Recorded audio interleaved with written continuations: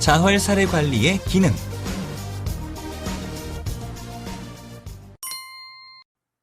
우선 자활 사례 관리 기능에 대해서 설명을 좀 드려볼까요? 자활 사례 기능은 크게 여러 가지로 좀 설명을 드릴 수 있는데, 여러 선생님들한테 자활 사례 관리가 어떤 기능들을 많이 수행하세요라고 이야기를 하면 가장 많이 이야기하는 게 첫 번째 기능인데요. 그게 바로 뭐냐면 서비스를 연계하는 기능입니다. 서비스를 연계한다라고 하는 것은 결국 여러 선생님들이 지금 현재 계시는 기관에서 모든 서비스들을 다 제공할 수는 없어요. 그러니까 필요한 서비스들이 지역사회 곳곳에 있지 않습니까? 그러면 그 곳곳에 있는 서비스들을 잘 가지고 와서 필요한 서비스들을 우리 클라이언트 또는 지역 주민에게 연계하는 그 과정이 서비스 연계라고 보시면 좋을 것 같아요. 결국에는 욕구 충족을 위해서 필요한 서비스들을 잘 찾아서 클라이언트 또는 지역 주민에게 연계하는 게 필요한데요. 그러려면 우리 지역 주민에게 지금 현재 필요한 자원이 무엇이 있는지를 잘 파악하고 계시는 게 필요합니다. 그런데 그 필요한 서비스 또는 자원은 공식적인 체계 안에서도 해결이 되지만 사실 많은 것들은 비공식적 체계 안에서도 활용되는 것들이 되게 많이 있습니다. 이 비공식적 체계는 조금 이따가 설명을 좀 드리도록 하고요. 그리고 특히나 서비스를 활용하다 보면 우리 참여 주민이 다른 기관에서 서비스를 받기 위해서 갔더니 당초에 사례관리자 선생님과 이야기했던 거와는 굉장히 다른 형태의 서비스를 제공한다든지 아니면 서비스를 제공하는 과정에서 보이지 않는 낙인감이라든지 이런 걸 주게 된다면 그 또한 우리 지역 주민에게는 부정적 영향을 미칠 수가 있잖아요. 그래서 그런 것들을 해결하는 것들도 필요한데 그게 옹호예요. 그거는 제일 마지막에서 기능에서 설명을 좀 드려보도록 하겠습니다. 그래서 서비스 연계 과정에서 필요한 것은 우선 지역사회 안에서 필요한 서비스 또는 자원이 무엇이 있는지를 파악하는 게 매우 중요하고요. 특히 우리 조직 안에서 제공할 수 있는 것과 우리 조직 바깥에서 제공이 필요한 것들을 잘 파악해서 개발해 놓는 것들이 필요합니다. 그리고 또 하나, 분명히 지역사회에는 여러 선생님들이 필요로 하는 서비스가 부족하고요. 없는 서비스들도 되게 많이 있을 겁니다. 그러면 그렇게 없거나 부족한 서비스들을 어떻게 늘릴 건가에 대한 고민들도 해야 되는데 그게 바로 부족한 서비스와 자원의 총량을 증대하기 위해서 어떤 노력을 기울일 건가에 대한 부분이거든요. 총량을 증대한다는 것은 이런 거예요. 예를 들면 여러 선생님들이 가장 필요로 하는 서비스 뭐가 있으세요? 라고 이야기를 해보면 알코올에 대한, 알코올 중독에 대한 문제라든지 아니면 정신건강에 대한 서비스는 매번 부족한 서비스 중에 하나입니다. 그럼 그 서비스들을 확장시키기 위해서 예를 들면 지역사회 보장계획 안에 포함을 시킨다든지 아니면 구청이나 시청에 요구를 해서 그런 전달 체계를 만들 수 있도록 노력하는 그런 과정이 필요하게 되는 거죠. 그게 자원의 총량을 증대하기 위한 노력으로 설명드릴 수가 있습니다. 두 번째는 비공식적 보호체계와 클라이언트 간의 상호작용 촉진 기능입니다. 조금 전에 말씀드렸던 게 바로 이 비공식적 보호체계인데요. 비공식적인 보호체계를 통해서 클라이언트를 둘러싸고 있는 다양한 환경들을 긍정적으로 바꿀 수가 있는 거예요. 특히 경제, 사회, 신체, 정신, 정서적 측면에서 많은 지원을 해줄 수 있는 게 바로 이 비공식적 보호체계입니다. 비공식적 보호체계의 예를 들자면 가족, 친척, 친구, 이웃, 자원봉사자, 종교단체, 자조집단, 그리고 우리 같은 경우에는 같은 사업단에 있는 동료, 참여자들 이런 사람들이 다 비공식적 보호체계라고 설명드릴 수가 있는 거죠. 그래서 자활 장벽 요인들을 낮추거나 해소하기 위해서 이렇게 비공식적 보호체계를 어떻게 활용할 건가에 대해서 고민을 할 필요가 있는 거고요. 특히나 이 자활 사례 관리를 수행하는 과정에서 비공식적 보호체계의 지원이나 협조를 더 많이 이끌어내기 위한 노력들을 기울이는 게 필요하게 되더라라고 하는 부분입니다. 특히 가족의 내용들은 핵심이에요. 정말 술 먹지 맙시다. 아니면 우리 일 열심히 할까요? 하고 막 그 기관에서는 으쌰으쌰하고 돌아가니 집에서는 돌아온 그 이 뭐 아빠나 엄마에 대해서 따뜻하게 감싸주고 같이 노력을 하고 이런 것들이 필요한데 집에 가면 또 다툼이 나타나고 이렇게 되면 결국 술 먹을 이유가 생기는 거잖아요. 그러니까 이렇게 되면 결국 사례관리 효과가 지속될 수가 없다라는 겁니다. 그래서 비공식적 보호 체계를 활용하는 것은 매우 중요하다라고 하는 부분 설명드릴 수가 있고요. 세 번째는 사례관리 기관들 간에 상호 조정하는 기능이 필요해요. 그러니까 이거는 뭐냐면 우리가 이런 거를 제공할 테니 당신네 기관에서 이런 거를 제공해 주세요라고 하는 그런 조정이 필요하다라는 거예요. 결국 이런 것들은 관장님들이 뭐 어떤 협약, MOU 같은 걸 맺고 우리 지역사회에서 뭔가 같이 한번 잘해봅시다라고 으쌰으쌰하는 그런 분위기 속에서 만들어질 가능성들이 되게 많이 있습니다. 근데 그런 협약들도 단순히 협약만 맺고 그냥 그 서류상으로만 되어버리면 사실 사례관리 기관들 간의 조정은 잘 이루어지지 않게 되는 거죠. 그래서 협약을 맺은 다음에는 실질적인 성과들이 나타날 수 있도록 만드는 것은 매우 중요하다라고 말씀드릴 수가 있고요. 이렇게 행정적으로 협약을 맺지 않더라도 사실 사례관리자가 개별적인 차원으로 그런 여러 가지 조정들을 할 수 있는 그런 권한들은 필요한 부분들이 있습니다. 그래서 사례관리자가 지역사회 안에서 여러 기관들과 함께 논의도 하고 이런 여러 가지 조정들도 하고 그런 작업들을 할 수 있는 권한들을 부여하는 것은 매우 필요해요. 자활사례관리에서 좀 적용을 해보면 결국 자활사업 참여자와 관련된 지역사회 내의 다양한 기관들과 상호작용들을 증대하는 것들이 필요합니다. 매번 여쭤보면 제일 필요한 그런 기관들이 알코올 중독, 뭐 정신건강, 그 다음에 어떤 아이들을 위한 그런 아동 관련된 서비스 이런 이야기 되게 많이 하시거든요. 그럼 그런 기관들과 어떻게 하면 협업의 가능성들을 증대할 수 있을까에 대한 고민들을 지속적으로 해볼 필요가 있는 거죠. 그리고 아까도 말씀드린 것처럼 협약만 하고 끝나는 게 아니라 협약 이후에 다양한 실질적인 성과가 도출될 수 있도록 하는 그런 접근들도 필요하고요.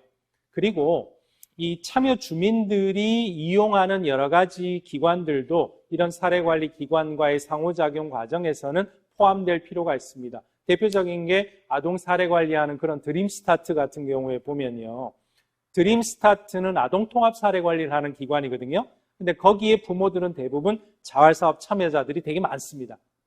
그러니까 드림스타트의 사례관리하시는 선생님과 여러 선생님들이 함께 그 논의하고 접근하는 과정들을 가져보는 건 매우 필요한 그런 부분이라고 볼 수가 있겠죠.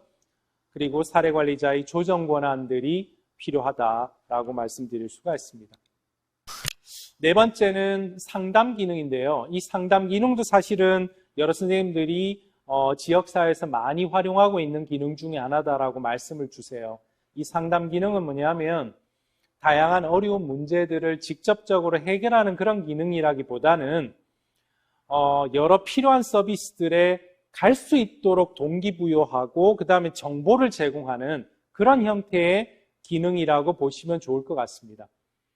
클라이언트들이 다양한 욕구들이 있지 않습니까? 그럼 클라이언트들의 욕구에 대해서 클라이언트 스스로가 이해하고 인식할 수 있도록 돕고요. 그 다음에 가족에 대해서도 그런 클라이언트를 이해할 수 있도록 돕고 그러면 자신에 대한 이해가 증진이 되면 나 이런 문제를 좀 해결해야 되겠다 아니면 이런 문제 고쳐야 되겠다라고 생각을 하게 되겠죠.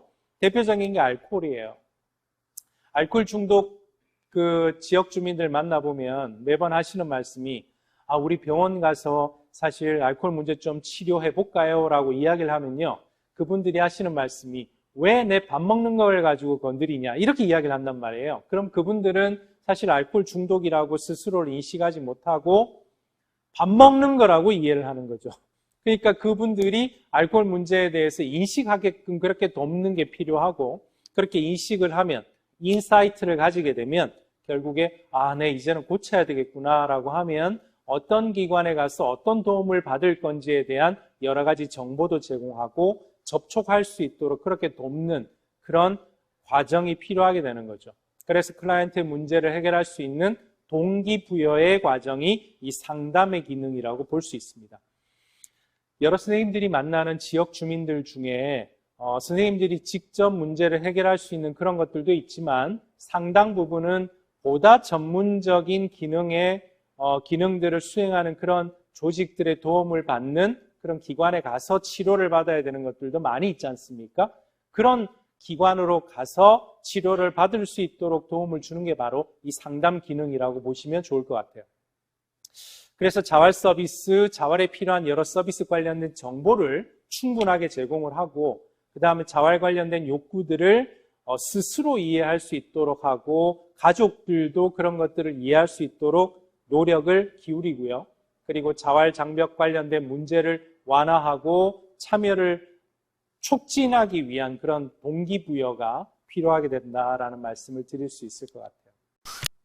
그리고 상담 기능과 좀 헷갈리는 게 바로 이 문제 해결 기능인데 이 문제 해결 기능이 바로 여러 선생님들께서 알고 계시는 다양한 참여 주민들이 가지고 있는 문제들을 직접적으로 해결해 나가는 과정이라고 보시면 좋을 것 같습니다. 성격상의 문제라든지 위기 상황이라든지 실직 문제, 부부간의 갈등 이런 것들을 극복할 수 있도록 도움을 제공하는 건데요.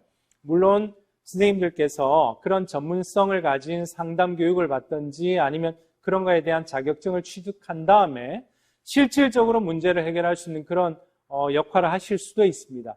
근데 그렇지 못한다면 지역사회에 있는 다양한 기관들과 협업하실 수 있는 거죠. 근데 문제는 그런 기관에 갈 수 있도록 도움을 주는 것도 되게 중요해요. 그런 기관에 안 가잖아요, 대부분. 문제를 인식을 못하니까 그런 기관을 안 가게 되는 거죠. 그래서 그 기관을 가게 되면 문제를 해결할 수 있고 그 다음에 더 나은 삶을 살 수 있게 된다라고 하는 그런 격려, 지지, 그 다음 안도감을 제공하는 그 과정이 바로 이 문제 해결 기능에서 선생님들이 직접적으로 하실 수 있는 그런 역할이 아닐까라는 생각을 해봅니다. 좀 전에 말씀드린 것처럼 자신의 문제를 스스로 해결할 수 있도록 동기를 부여하고 문제를 지각할 수 있도록 그렇게 만들고 그 다음에 대처 능력을 강화시키는 그 과정들도 이런 문제 해결 기능에서 수행될 필요가 있는 이슈다라고 설명드릴 수가 있고요. 문제 해결에 필요한 여러 가지 기회나 자원의 접근을 지원하는 역할도 중요하겠죠. 자활 사례 관리에서도 이런 문제 해결의 기능은 매우 중요한 부분입니다. 왜냐하면 우리 참여 주민들 중에 상당수의 사람들이 이렇게 문제를 가지고 있는 분들이 많이 계시기 때문에 그런 거죠. 그래서 이 다양한 문제들을 해결할 수 있는 그런 여러 가지 기회나 자원들을 확장시켜 내는 그런 작업들이 필요하고 그런 서비스를 받게 되면 결국에 문제들을 해결할 수 있다는 자신감 그런 걸 가지게 만드는 것도 중요하겠죠. 그게 바로 격려, 지지, 안도감을 제공하는 그런 과정이고 그 역할을 여러 선생님들이 하실 수 있게 된다라고 말씀드릴 수 있습니다. 사례관리 기능의 마지막 6번째가 바로 이 옹호의 기능입니다. 옹호의 기능은 참여 주민들이 사실 우리 조직 안에서 우리 지역자활센터 안에서 서비스를 받게 되면 그나마 좀 덜한데 외부의 서비스를 받게 되는 과정에서 경험할 수 있는 여러 가지 낙인의 문제라든지 당초에 제공되어져야 된다라고 봤던 그런 서비스의 내용이 적절하게 제공되지 않는다든지 덜 효과적인 방법으로 서비스가 제공된다든지 하는 것들이 나타날 때 선생님들께서 그런 것들을 수정하고 변화시켜내는 그런 작업이 바로 이 옹호의 기능이라고 말씀드릴 수 있을 것 같아요. 그게 첫 번째예요. 자원 이용 과정에서 불리한 조건에 있는 클라이언트가 서비스나 자원을 이용할 수 있도록 지원하는 게 첫 번째고요. 두 번째는 만약에 서비스를 제공하는 과정에서 우리 참여 주민들한테 불리하게 작용하는 정책이나 제도가 있다면 그런 것들을 수정해내는 작업들도 옹호의 내용들로 포함되어질 수가 있습니다. 이런 정책이나 제도들은 우리 현장의 목소리를 잘 받아들여서 만들었다면 덜하겠지만 사실 정책이나 제도가 만들어지는 과정들을 보면 현장과는 굉장히 동떨어진 채 만들어지는 정책이나 제도도 많죠. 그러면 결국에 그 참여 주민들에게는 불리하게 작용할 수 있는 제도가 생기게 되는 건데 그런 것들을 수정하고 보완하는 작업들도 이 사례관리 기능의 6번째 기능이라고 할 수 있는 옹호의 내용 속에 포함될 필요가 있겠다라고 하는 거고요. 그 다음 세 번째가 바로 뭐냐면 아무리 지역의 서비스를 찾아봐도 이 서비스가 잘 없어요. 그러면 그 서비스가 만들어질 수 있도록 하는 여러 가지 정책들을 마련하는 것도 이 옹호의 기능으로 볼 수가 있습니다. 자활 사례 관리에서도 이런 것들이 적용될 수가 있겠죠. 그 자활 서비스 제공 과정에서 또는 참여자 이용하는 서비스 제공 과정에서 그 과정에서 혹시라도 참여 주민들이 불리하거나 아니면 낙인감을 느끼게 된다면 그런 것들을 수정해내는 작업이 첫 번째고요. 두 번째는 자활에 방해가 되는 여러 가지 정책이나 제도들이 분명히 많이 있지 않습니까? 그런 것들을 수정시켜내는 작업들도 필요하게 되고, 그 다음 자활과 관련해서 만약 제도나 정책이 없다면 그런 것들을 새롭게 만드는 과정들도 이 옹호의 기능으로 설명드릴 수가 있을 것 같습니다. 오늘 학습한 내용을 카드 뉴스를 통해 살펴볼까요? 자활 사례 관리 기능으로는 클라이언트에게 필요한 서비스를 연계하는 기능, 비공식 보호 체계와 클라이언트 간의 상호작용 촉진 기능, 사례 관리 기관 상호 간의 조정 기능, 상담 기능, 문제 해결 기능, 옹호 기능이 있습니다.